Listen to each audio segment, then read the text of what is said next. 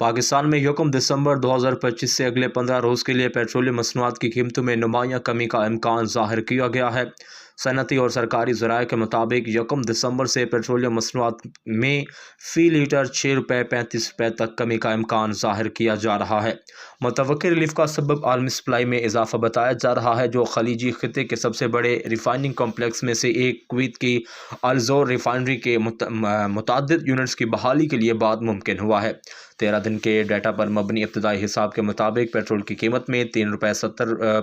पैसे फ़ी लीटर कमी का इम्कान है, जिसके बाद फ़ी लीटर पेट्रोल की कीमत 265 रुपये 45 पैसे कम होकर